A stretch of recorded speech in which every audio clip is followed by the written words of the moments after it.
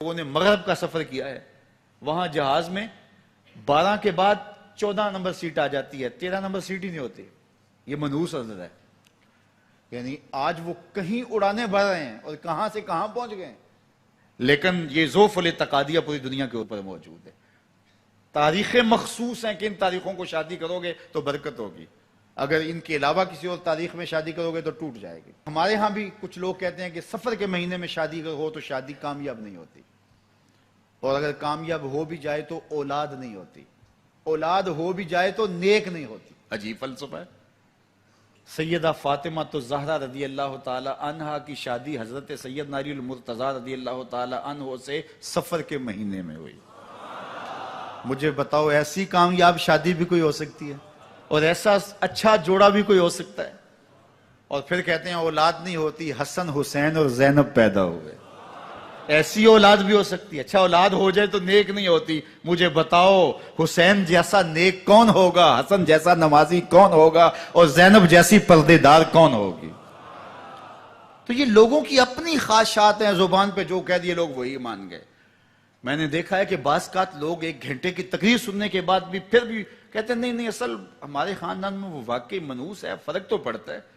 جب اللہ کے محبوب نے کہہ دیا لا تیارہ، کوئی منحوس نہیں ہے، نہ دنوں میں منحوس، نہ ساعتوں میں منحوس، نہ افراد میں منحوس. ہمارے الو بھی منحوس نہیں ہے. تمہارے اندر کی برائیاں ہیں جو مجسم ہو کے تمہارے سامنے آتی ہیں، اس لیے کوئی منحوس نہیں. ہمارے والدین نے بچپن میں ہی ہمیں یہ باتیں اچھی طرح سے ازبر کروائیں اور ہماری تربیت اس طرح کی کہ ہم الحمدللہ کبھی بھی ذوف الاعتقادی کا شکار نہیں ہوئے. تو آپ بھی اپنی اولادوں کی ابھی سے ایسی تربیت کریں کہ ان کا توکل اللہ پر ہو، ان کا توکل اللہ کی بابرکت ذات پہ ہو، اور وہ اسی پہ بھروسہ کرنے والے ہوں. جب اس پہ بھروسہ کرنے والے ہوں گے تو زندگی سوکھی گزرے گی. کبھی مشکل آ بھی جائے گی تو پریشانی نہیں ہوگی کہ دیکھیے کبھی خنداں کبھی گریاں، کبھی اللہ کچھ عطا کرتا ہے کبھی کچھ عطا کرتا ہے. وہ محمود غزنوی کو بوڑھے لوگ محبوب تھے، لیکن سب سے زیادہ محبوب ایاز تھا. تو ایک دن اس نے اس کو خربوزہ دیا تو وہ چٹخارے لے کے کھا رہا تھا. بادشاہ نے چکھا تو وہ کڑوا تھا. کہا ایاز یہ تو کڑوا ہے. تو کہا کہ حضرت ہاں کڑوا ہے. تو کہا پھر تم مزے سے کھا رہے ہو. کہا ساری زندگی ساتھ سے میٹھی نعمتیں کھائی ہیں، آج ایک کڑوا مل گیا تو پھینک دوں.